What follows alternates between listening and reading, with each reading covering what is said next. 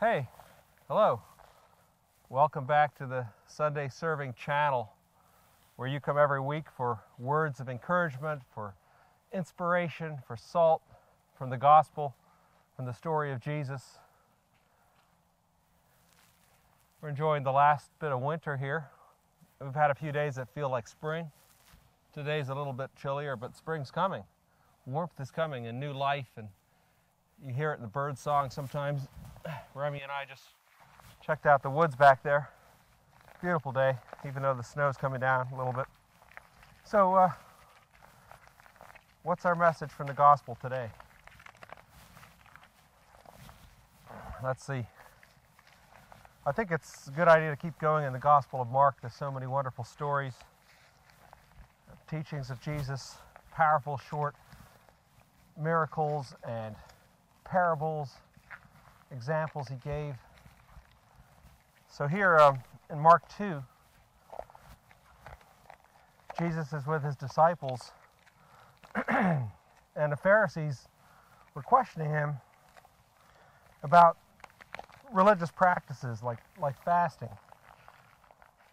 I love this. Excuse me, there. I love this this bit about fasting. So it says here, Mark 2, verse 18.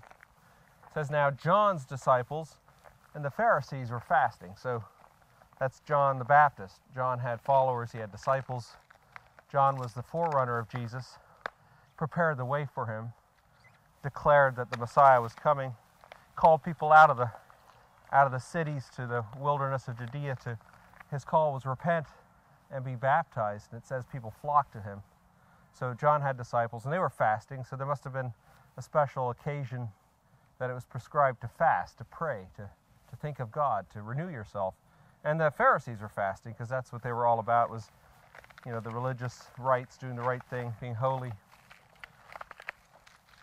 And people came to him and said, "Why do John's disciples and the disciples of the Pharisees fast, but your disciples do not fast?" So that's interesting that Jesus' disciples, remember, he called fishermen, he called plain people, tax collectors, to come follow him, to be his disciples, to learn from him, to help him bring the message to other people throughout the villages where crowds would come for healing.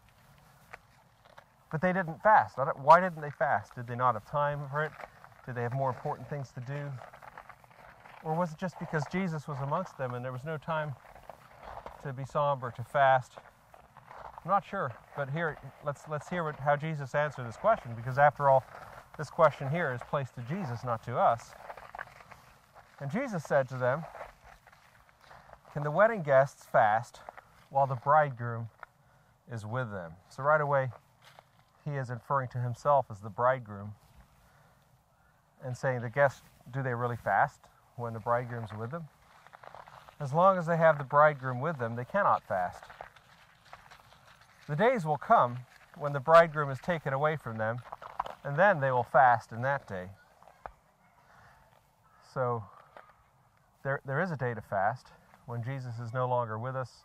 He's saying when the bridegroom is not with the wedding guests, there'll be a time to fast. But I like this next part. He uses two pictures, two examples, two parables. Let's see what they say to us. He went on to say, "No one sews a piece of unshrunk cloth on an old garment," like this jacket. If you're going to patch something, Jesus knew the wisdom of common sense here. You don't sew an unshrunk cloth on an old garment, because if you wash it, then that unshrunk cloth will shrink and won't match, it'll tear.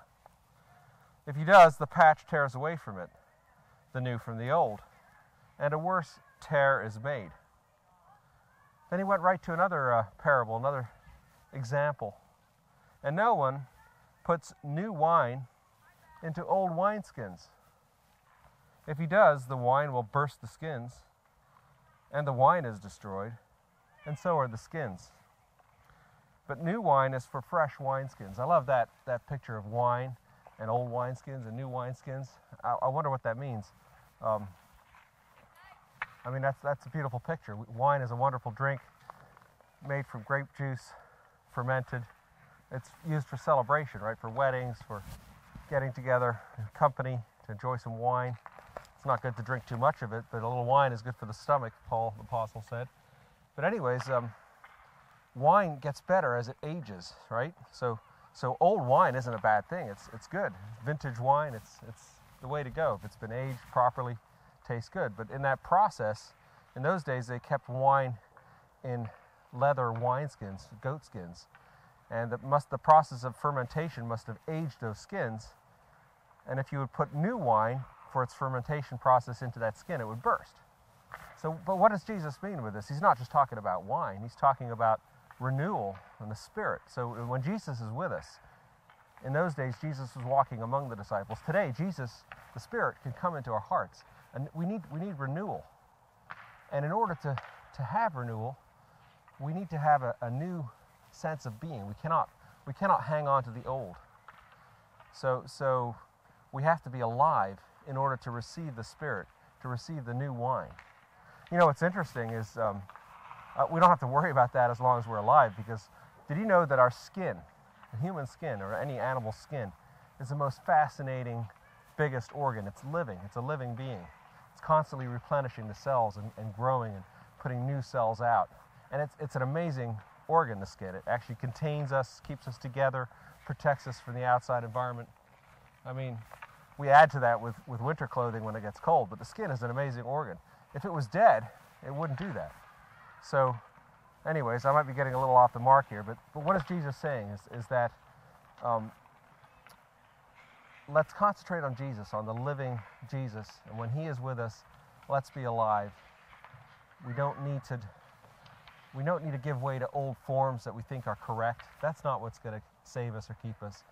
We have to be alive. We have to concentrate on the living Jesus, take it into our beings with living skin.